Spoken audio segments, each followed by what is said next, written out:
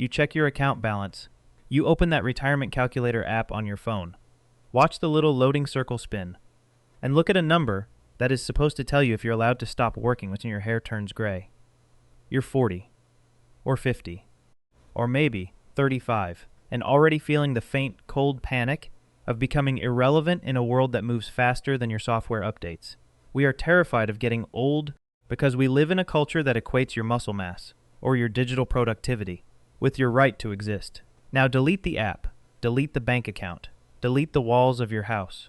What you have left is a clearing in the trees, a fire that is running out of wood, and the sudden realization that your value to the people around you is measured entirely by what you can physically do right now. So, what happens when you slow down? We have this weird, unspoken assumption built into modern life that getting old is a recent luxury. We look at data about the ancient world and see a line that says the average life expectancy for a prehistoric human was 25 years old, and our brains immediately fill in the blanks. We picture an ancient world populated entirely by teenagers, a world where anyone who hit 30 was ancient, and anyone who hit 40 was a mythological creature. But that's backwards. The math is lying to you. That 25-year statistic isn't low because everyone dropped dead the moment they grew a wrinkle. It's low because prehistoric infancy was a meat grinder. If an ancient human survived childhood, if they didn't get taken out by a fever, a bad winter, or a predator before their permanent teeth came in, their body was actually built to go the distance. Reaching 40, 50, or even 60 wasn't a biological miracle. It happened all the time, which brings us to a massive evolutionary puzzle. The forecast back then was dark with a high chance of being eaten. Nature is rude like that. It doesn't have a human resources department, and it definitely doesn't have a pension plan. In a nomadic hunting and gathering band, every single calorie matters. If you can't chase down a wounded deer, if you can't carry 30 pounds of firewood through a swamp, and if you're too stiff to outrun a hyena, you are, from a purely mechanical standpoint, a liability. You are consuming food you didn't catch. You are slowing down the move to the next valley. By all the cold, unfeeling laws of natural selection, evolution should have phased old age out entirely. The moment a human stopped being able to make babies or hunt mammoths, the biological clock should have just shut the system down. It would have been cleaner, more efficient. But it didn't. Instead, our species did something incredibly strange. We kept our elders around. We protected them, fed them, and carried them. And we didn't do it out of vague, modern sentimentality. We did it because in the brutal calculus of survival, those gray-haired individuals were carrying the most dangerous weapon the tribe possessed. But to understand how they used it, we have to look at what happened when a body completely broke down. In the 1950s, a team of archaeologists went digging inside Shanidar Cave, up in the Zagros Mountains of what is now Iraq. They were looking for old bones, and they found them. Deep in the dirt, they uncovered the remains of a Neanderthal man who died about 45,000 years ago. The researchers logged him into their databases with a sterile, scientific label, Shanidar 1. But when the anthropologists looked closer at his skeleton, the sterile science dissolved into something deeply uncomfortable. Shanidar 1 was a physical wreck. When he was young, he had taken a massive blow to the left side of his face, a trauma so violent it fractured his eye socket and likely left him completely blind in one eye. His right arm was withered, broken in multiple places, and had actually been amputated or sloughed off above the wrist, healing over into a blunt stump. He suffered from an advanced, painful degenerative joint disease that gave him a severe, agonizing limp. And just to top it all off, the bone structure in his ears had grown shut, meaning he was profoundly deaf. His medical chart looked less like a prehistoric hunter and more like someone who had lost a long-standing, personal disagreement with a falling boulder, or a woolly rhino. In the harsh world of the Ice Age, Shanidar 1 was functionally helpless. He couldn't track game. He couldn't hear a cave lion sneaking up through the brush. He couldn't run away if things went wrong. No modern surgical suites. No specialized physical therapy. No state-funded disability checks. Just a tight circle of Neanderthals who chose, every single day, to keep him alive. And this wasn't a short-term favor. His bones showed that these catastrophic injuries had healed completely, and he had lived with them for decades, dying somewhere between 40 and 50 years old. In Neanderthal years, that's a senior citizen. For 20 or 30 years, the tribe had to hunt for him, carry his water, defend him from predators, and move him from camp to camp through rugged mountain terrain. Keeping Shanidar 1 alive was an immense, exhausting investment of energy for a group that was always one bad winter away from starvation. It makes no sense under the laws of basic animal efficiency. You don't feed a broken machine. Unless, of course, that machine can do something the rest of the factory can't. Which means we have to ask a very pragmatic question. In a world where every calorie was a matter of life or death, what did this blind, deaf, one-armed man possess that the tribe couldn't afford to lose? Imagine a massive drought, the worst in 80 years. The sky is a flat, blinding white, the grass has turned to dust, and the river your tribe has relied on for generations is nothing but cracked mud and dead fish. The young hunters, the 20-somethings packed with muscle and bravado, are panicking. They know how to stalk a bison. They know how to throw a spear with enough force to pierce a thick hide. But they have absolutely no idea what to do when the world runs out of water. Their physical strength is completely useless against a dying landscape. But sitting back at the camp is an older person. Their joints ache when the weather changes. Their vision is getting cloudy, and they spend most of their day sitting in the shade. But they possess something the strong kids don't. They have an organic, living hard drive that has been collecting environmental data for half a century. Here's the thing nobody talks about. Without modern corporate jobs to eat their time, without emails to answer, or screens to stare at, ancient humans had an incredible amount of unstructured time. And as they grew older and their bodies retired from the physical grind, their brains didn't just decay, they pivoted. They transformed into deep history data retrieval systems. Anthropologists studying traditional foraging societies have noticed a very specific pattern. When a rare, catastrophic ecological anomaly strikes, the survival of the entire group rests on the oldest member of the tribe, because the elders are the only ones alive who remember the last time the world broke, in exactly this way. The old person remembers that 40 miles north, behind a hidden ridge of red rock, there is a deep earth spring that never dries up. They remember how to process a toxic plant to make it edible when everything else is gone, knowledge passed down to them by a grandparent who survived a frost 50 winters before. They know the migration patterns of animals when the weather patterns fail. Today, losing your Wi-Fi or forgetting your GPS password is annoying. Back then, that was fatal. The elderly weren't dead weight. They were the operating system of the tribe. In an era before books, libraries, or Google, human knowledge could only exist if it was stored in a living container. If you let your old people die, your library burned down. The moment the environment threw a curveball, your tribe was wiped off the map. But this deep historical data wasn't just pulled out for rare emergencies. The elderly were running a quiet, daily economic engine that kept the next generation alive. An older woman sits under a thorny tree, the dry dust rising around her ankles as she grips a heavy, fire-hardened digging stick.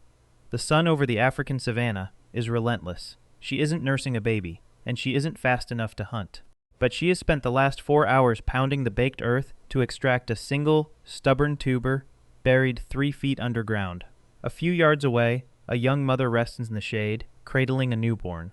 The older woman wipes the sweat from her eyes, drops the root into her basket, and starts looking for the next vine. Human babies are a biological nightmare for survival. Unlike a baby chimpanzee that can cling to its mother's fur while she climbs trees to forage, a human infant is completely helpless. They demand constant attention, years of carrying, and an absurd amount of calories, just to grow that massive, energy-hungry brain.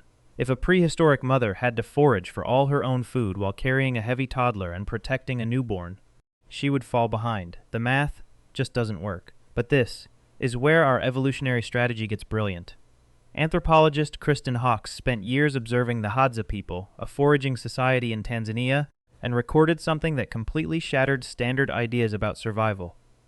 She found that it wasn't the fathers, and it wasn't even the mothers, who were providing the steady, reliable baseline of calories for weaned children. It was the grandmothers. When a human woman goes through menopause, her reproductive system shuts down, but her body stays strong. Today, we might view grandparenthood as a nice social role, someone to look after the kids for a weekend or send birthday cards. But in the ancient world, a grandmother was an evolutionary survival strategy. By taking over the exhausting job of gathering difficult-to-reach food and feeding the older kids, grandmothers freed up mothers to nurse their youngest and have their next baby sooner. The grandmother hypothesis suggests that our long post-reproductive lifespan isn't a biological fluke. Our bodies are literally built to outlive our fertility because the group needs us to. Grandmas were the original venture capitalists of human reproduction, funding the next generation with caloric wealth. And when grandmothers took over the burden of keeping children alive, it did something strange to the human timeline. It triggered a demographic explosion. Picture the deep interior of a limestone cave 30,000 years ago. The air is damp, heavy, and smells faintly of cold stone and animal fat. A torch stuck into the dirt throws long, erratic shadows across the ceiling. An older man is sitting with a teenager, his weathered, stiff fingers gently guiding the boy's wrist as he presses a piece of deer antler against a blade of flint. He is showing him the precise angle required to flake away a microscopic shard of stone, turning a blunt rock into a tool that can slice through a bison hide like butter. The strong young adults are miles away, chasing things that do not want to be caught. But here in the dark, the old man has time.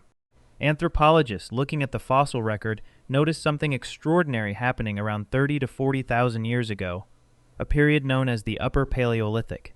They call it the grandparent boom. By analyzing the dental wear on hundreds of ancient skulls, researchers found that the number of humans living past the age of 30 suddenly tripled.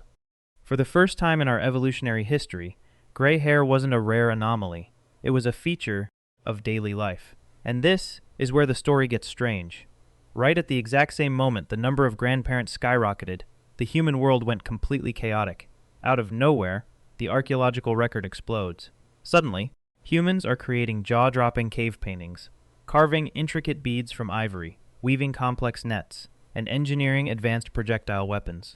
We imagine this sudden burst of creativity as a magical light bulb flipping on in the human brain, some kind of sudden genetic upgrade that made us smart. But that's backwards. The math doesn't support it. The truth is, humans probably had the brain power for complex language and art for tens of thousands of years before this. They were just too busy trying not to freeze or starve to do anything with it, to build a specialized tool, to mix pigments that will survive on a cave wall for millennia, or to map out the grammar of a complex language. You need two things: hours of quiet, uninterrupted focus, and an uninterrupted chain of transmission.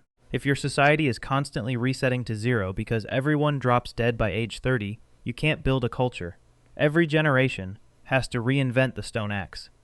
But when you triple the number of older people, you suddenly have a dedicated class of educators who are no longer physically anchored to the daily hunt. The grandparents became the cultural anchors of the human species. They didn't just keep the children fed, they stored the blueprints for everything we became. While it is difficult to prove a direct cause and effect relationship across 40,000 years, many scientists suggest that this demographic shift is the exact reason Homo sapiens survived, while other hominins vanished. For thousands of generations, this was the unspoken deal. Your body traded muscle mass for data storage, your hair turned white, and your presence became the ultimate shield, protecting the tribe from the dark, from the drought, and from forgetting who they were. But then, we changed the world. We built a reality where data doesn't need to live in older brains anymore. Today, we live in a world made of glass and silicon.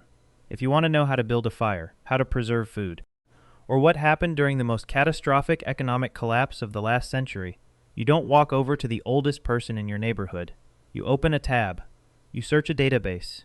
We have outsourced our ancestral data storage to massive, unfeeling server farms, and in doing so, we accidentally broke a 40,000-year-old evolutionary feedback loop.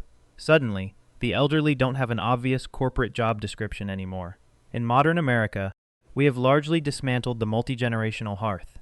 We live in isolated nuclear family pods, tucked away in suburban developments where everyone occupies their own separate drywall box. We value independence above almost everything else. And when our parents grow old and their bodies begin to slow down, we often move them into separate facilities, sterile, quiet places, where they can be managed by professionals. Now, let's be entirely fair. Modern specialized medicine is a miracle, and many senior living communities provide vital, compassionate healthcare that an ancient tribe could only dream of. Prehistoric aging was not a gentle, romantic paradise. It was painful, arthritic, and physically punishing. But from an evolutionary standpoint, our modern setup is a profound shock to the human blueprint. For hundreds of thousands of years, an older person's daily life was defined by noise, chaos, and absolute proximity. They were surrounded by the sticky fingers of grandchildren, the smoke of the central fire, and the constant, urgent social interactions of a group trying to navigate the environment together. They were the literal center of the social grid. Today, an elder might spend their afternoon sitting in a perfectly quiet room, watching a screen, entirely cut off from the daily heartbeat of the family. We think we have outgrown the tribe. We think that because we have microchips and retirement funds, we don't need the old structures anymore. But our bodies never got the memo. So the next time you look at a retirement calculator, scroll through LinkedIn, or feel that cold, heavy anxiety about what your life is worth when your productivity drops, maybe take a breath, and do not judge your changing body too quickly. We have been conditioned by a hyper-fast digital economy to view aging as a biological failure. We see it as a slow, tragic descent into obsolescence that modern medicine can hopefully patch over. But that's backwards. Growing old is not a design flaw. It is our species' signature achievement. You are not meant to be a hunting machine or a corporate data entry robot for your entire existence. Human evolution intentionally engineered a path for you to transition from muscle to memory, your gray hair, your slowing pace, your shifting priority. They are not a checklist of things that are broken. They are the physical markers of an ancient, hard-coded promotion. You were built to become the library. Imagine a child tens of thousands of years ago, sitting in the deep, flickering shadows of a cave. The air is cold, but the hearth is warm. The child stretches out their small hand and presses it flat against the smooth stone wall. Beside them, a grandparent uses a wrinkled, calloused hand to hold those tiny fingers steady, then uses a hollow bone to blow a mixture of red ochre and ash across the skin. When the child pulls their hand away, a perfect stencil remains, an indelible mark left in the dark. That mark only exists because someone lived long enough to teach them how to make it. Now, to be safe, not every ache or pain of growing old is ancient wisdom. Sometimes a body just hurts. Sometimes it needs modern medical care, physical therapy, and structural support. We do not live in the Ice Age anymore, and we should never romanticize the very real physical suffering that time takes on a human frame. But the underlying blueprint hasn't vanished. Inside your DNA, there is an ancient expectation. There is a memory of a time when the most valuable thing a human could do for the tribe wasn't to run faster, but to remember longer. When your pace slows down, you aren't becoming useless. You are stepping into your true purpose. You are not broken. You are remembering.